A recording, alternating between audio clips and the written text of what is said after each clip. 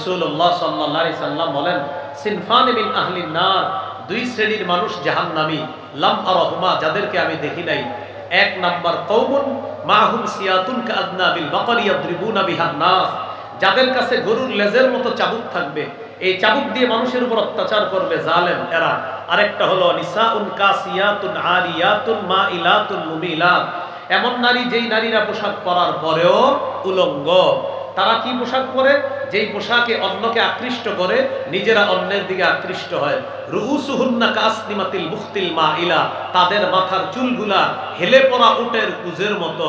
লা ইয়াদখুলনাল জান্নাতা ওয়ালা ইয়াজিদনা রিহাহা, এরা জান্নাতে প্রবেশ করবে না, জান্নাতের ঘ্রাণও তারা পাবে না। তাহলে 31st নাইট কেন্দ্র করে এই কোন ধরনের পাতলা পোশাক আমরা পরবো না। একটু মন দিয়ে শোনেন। 1 নাম্বার, বিজাতীয় কালচার গ্রহণ করবো না। 2 নাম্বার, খাটো পোশাক পরবো না।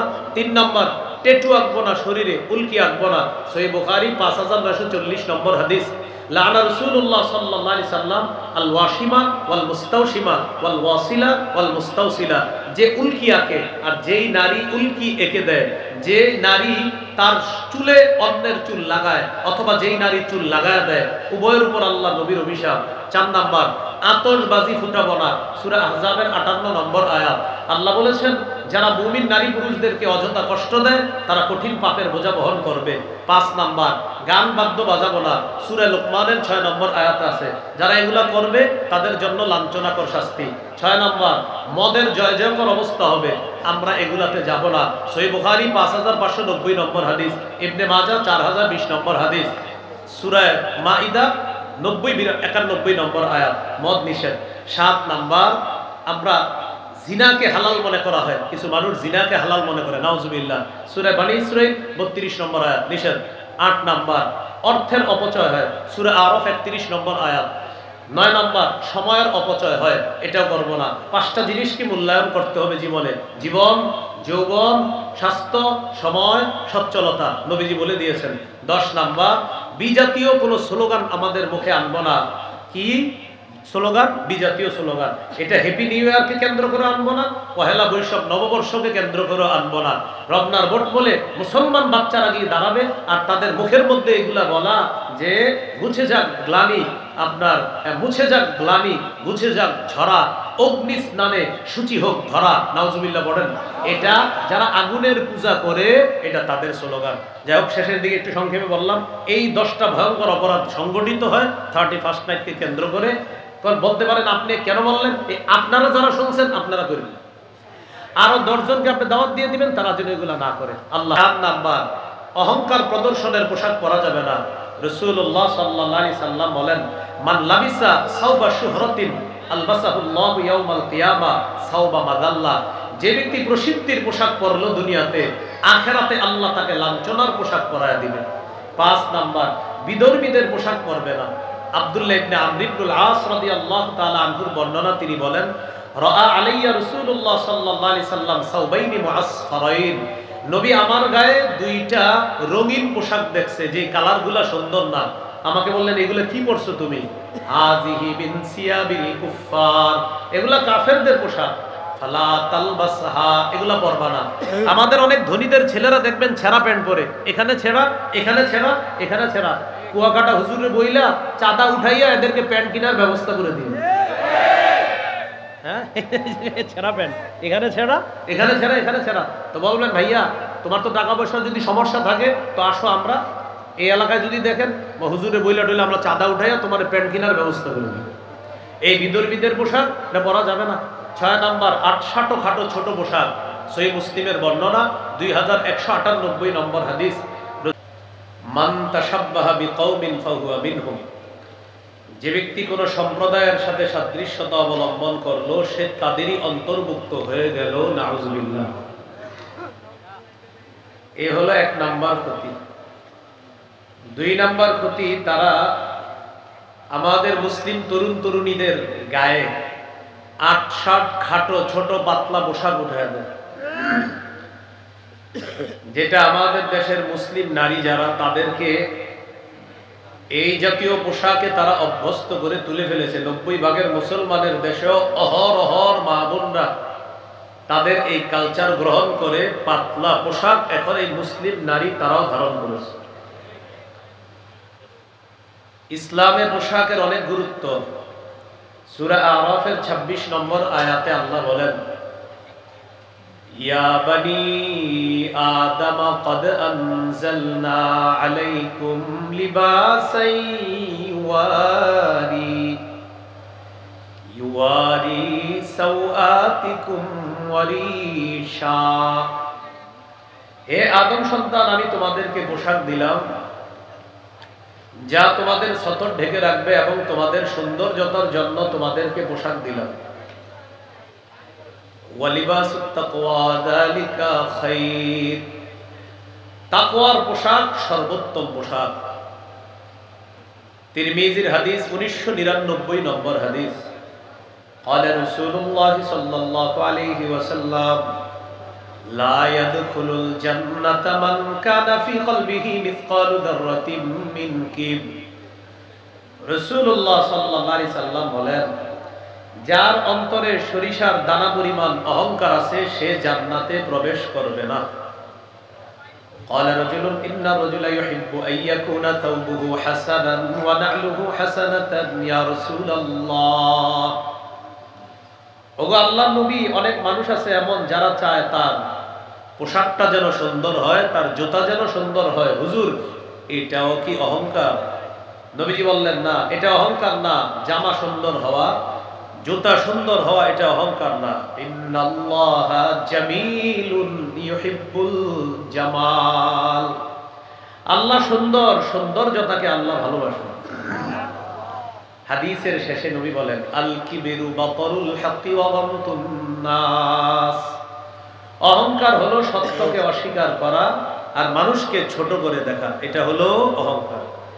এই হাদিস থেকেও বোঝা যায় পরিপাটি হয়ে থাকা এটা ইসলামে গুরুত্ব আছে।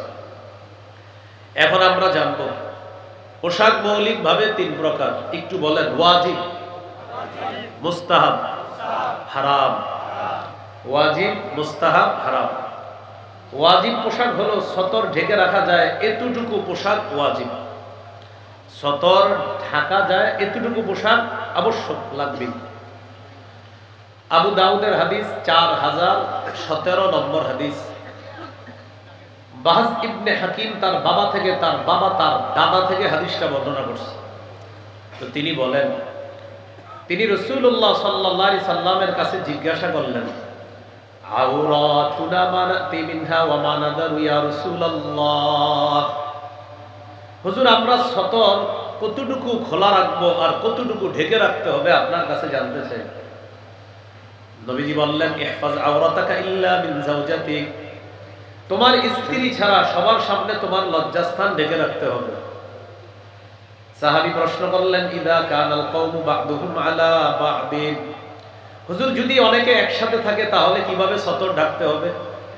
মেসের মধ্যে 3-4 যুবক একসাথে মেসে থাকে ভাড়া, হোস্টেলে 3-4 মেয়ে একসাথে থাকে ভাড়া, এই মেয়েরা সতর কিভাবে ঢাকবে? নবীজি বললেন, ইনস্তাতা আল্লাহ ইয়ারায়ান্নাহা আহাদুন ফালা ইয়ারায়ান্নাহা। একসাথে পুরুষরা থাকলেও আরেক পুরুষের সতরের দিকে তাকাবে না, মেয়েরা একসাথে থাকলে আরেক মেয়ের সতরের দিকে তাকাবে না। সাহাবী প্রশ্ন করলেন, ইদা কানার রাজুলু খালিয়ান ইয়া রাসূলুল্লাহ। হুজুর, কেউ যদি ঘরে একা থাকে তাহলে কি সতর ঢাকতে হবে? ঘরে একা আছেন, দরজা জানালা বন্ধ, তখন নবীজি বললেন, আল্লাহু আহাক্কু আইয়ুস্তাহিয়া মিনহু মিনান নাস। তখন ঘরে কেউ না থাকলেও আল্লাহ আছে, মানুষের চেয়ে আল্লাহকে বেশি লজ্জা পাওয়া দরকার, বেশি সতর তখন ঢাকবা। কারণ তুমি আল্লাহকে মানুষের চেয়ে বেশি লজ্জা পাওয়া দরকার। তাহলে একা একা ঘরে থাকলেও সতরের গুরুত্ব আরো বেশি দিতে হবে, কারণ আল্লাহ এখানে, অন্য কেউ নাই, আল্লাহ আছেন, তো আল্লাহকে বেশি লজ্জা পেতে হবে। এটা ওয়াজিব। 2 নাম্বার মুস্তাহাব। মুস্তাহাব মানে একটু উত্তম পোশাক পরা, এটা মুস্তাহাব। আবু দাউদের 4063 নম্বর হাদিস। এই হাদিসের বর্ণনাকারী আবুল আহওয়াস তার বাবা থেকে বর্ণনা করেছেন। তিনি বলেন, আতাইতু রাসূলুল্লাহি সাল্লাল্লাহু আলাইহি ওয়াসাল্লাম ফি সাউবিন দুনিন। আমি আল্লাহর নবীর কাছে নিম্নমানের পোশাকে আসলাম, নরমাল পোশাক পরে নবীজির কাছে আসলাম। নবীজি আমাকে বললেন আলাকা মালুন, এই তোমার সম্পদ আছে? সাহাবী বললেন জি হুজুর আছে। নবীজি বললেন মিন আইয়িল মাল, কোন ধরনের সম্পদ আছে? সাহাবী বললেন কদ আতানি আল্লাহু মিনাল ইবিলি ওয়াল গানামি ওয়াল খাইলি ওয়ার রাকিব। হুজুর আল্লাহ আমাকে উট দিয়েছে, আল্লাহ আমাকে মেষ দুম্বা দিয়েছে, আল্লাহ আমাকে ঘোড়া দিয়েছেন, আল্লাহ আমাকে দাস দাসী দিয়েছে, আলহামদুলিল্লাহ আমার যথেষ্ট সম্পদ। নবীজি বললেন তাহলে এই পোশাক পরছো কেন? এত সম্পদ, নিম্নমানের পোশাক কেন পরেছো? ইযা আতাকাল্লাহু মালান ফালইউরা আসারু নি'মাতিল্লাহি আলাইকা ওয়া কারামাতি। আল্লাহ যখন তোমাকে সম্পদ দিয়েছেনই, তোমার উচিত আল্লাহর নিয়ামতের এই নিদর্শনটা যেন তোমার মাঝে দেখা যায়। আল্লাহর নিয়ামতের নিদর্শনটা তোমার মাঝে দেখা যাওয়া দরকার। যেহেতু আল্লাহ তোমাকে নিয়ামত দিয়েছেন, এই নিয়ামতের নিদর্শন এটা প্রকাশ পাওয়া দরকার। এখান থেকে কি বুঝলাম? একটু পরিপাটি হয়ে থাকা এটাও ইসলামে অনেক গুরুত্ব। আবু দাউদের হাদিস 4062 নম্বর হাদিস। জাবের রাদিয়াল্লাহু তাআলা আনহুর বর্ণনা, তিনি বলেন আতানা রাসূলুল্লাহ সাল্লাল্লাহু আলাইহি ওয়াসাল্লাম ফারাআ রাজুলান ক্বাদ তাফাররাকা শা'রুহু। নবীজি আমাদের কাছে আসলেন, আসার পর এক ব্যক্তির দিকে তাকায় দেখে তার মাথার চুলগুলো এলোমেলো। চুলগুলো কি? فقال رسول الله صلى الله عليه وسلم اما يجد هذا ما يسكن به شعرا। আচ্ছা সে কি কোনো চিরুনি পায় না তার চুলগুলো আশ্রানোর জন্য? নবীজি দেখলেন এক ব্যক্তির মাথার চুল এলোমেলো, তো বললেন সে কি কোনো চিরুনি পায় না মাথার চুলগুলো আশ্রানোর জন্য? ওয়ারা রাজুলান আলাইহি থিয়াবুন ওয়াসিখা। আরেক ব্যক্তিকে দেখলেন তার শরীরের মধ্যে ময়লা কাপড়। নবীজি বললেন আমায়া জিদু হাযা মাআন ইয়াগসিলু বিহি সাওবা। আচ্ছা সে কি কোনো পানি পায় না তার কাপড় ধোয়ার জন্য? একজনের চুল দেখলেন এলোমেলো, তো বললেন চিরুনি নাই মাথা আশ্রানোর। আরেকজনের দেখলেন যে কাপড় ময়লা, নবী বললেন পানি নাই কাপড় ধোয়ার জন্য।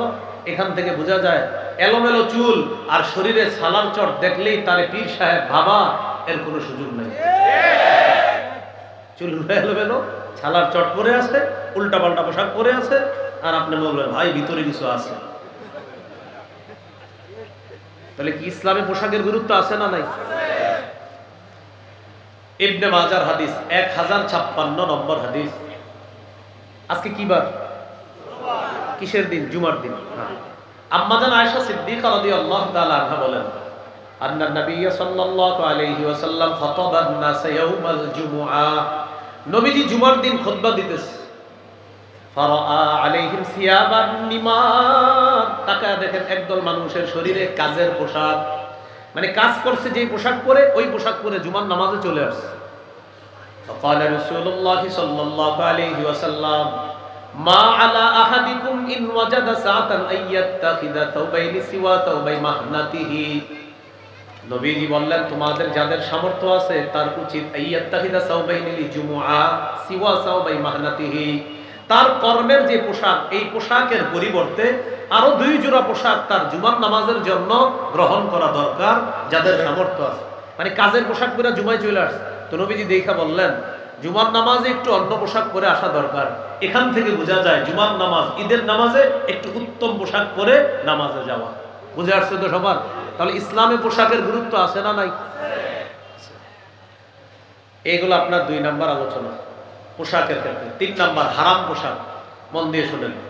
6 ধরনের পোশাক। পুরুষের জন্য রেশমের পোশাক হারাম। 2 নাম্বার পুরুষ নারীর পোশাক পরবে না। 3 নাম্বার নারী পুরুষের পোশাক পরবে না। 4 নাম্বার অহংকার প্রদর্শনের পোশাক পরবে না। 5 নাম্বার বিজাতীয় পোশাক পরবে না। 6 নাম্বার আটসাটো খাটো ছোট পাতলা পোশাক পরবে না। 1 নাম্বার রেশমের পোশাক হারাম। সহিহ মুসলিমের বর্ণনা 2069 নম্বর হাদিস।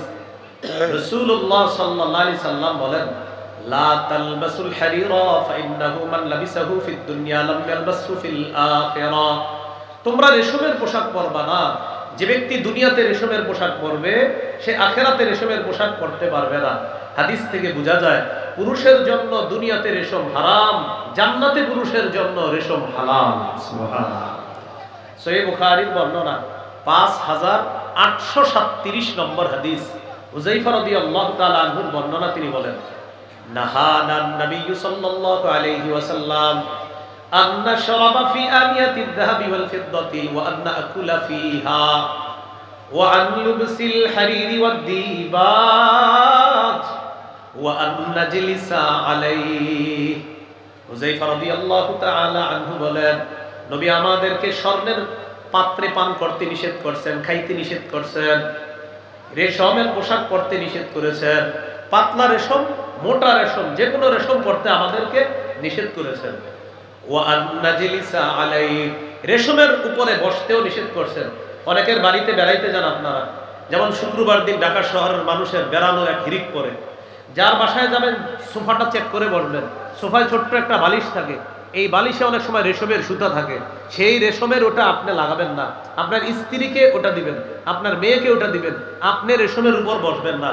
রেশমের কিছু যদি থাকে সোফার উপরে, একটা তোয়ালে চেয়ে নিয়ে ওই তোয়ালেটা বিছাবেন, এরপর তোয়ালের উপর বসবেন। পুরুষ যারা আছি আমরা রেশম পরবো না, রেশমের উপর বসবো না, স্বর্ণ পরিধানও করবো না, স্বর্ণের উপর বসবো না। মনে থাকবেন ইনশাআল্লাহ। নারীদের জন্য রেশম জায়েজ আছে। সহিহ মুসলিমের বর্ণনা 2071 নম্বর হাদিস। আন আলী ইবনে আবি তালিব রাদিয়াল্লাহু তাআলা আন উহদিয়াত লি রাসূলিল্লাহি সাল্লাল্লাহু আলাইহি ওয়াসাল্লাম হুল্লাতুন সিয়ারা। রাসূলুল্লাহ সাল্লাল্লাহু আলাইহি সাল্লামের কাছে রেশমের পোশাক পাঠানো হলো। ফাবাআসা বিহা ইলাইয়া, আল্লাহর নবী রেশমের পোশাকটা আমার জন্য পাঠিয়ে দিয়েছে, হযরত আলীর জন্য। ফালাবিসতুহা, হযরত আলী বলেন আমি পোশাকটা পরলাম, নবীর সামনে গেলাম। ফাআরাফতুল গাদাবা ফি ওয়াজহিহি, নবীর চেহারা মুবারকে রাগের ছাপ দেখলাম, বুঝতে পারলাম রেশমের পোশাক পরাটা নবীজি পছন্দ করেন নাই।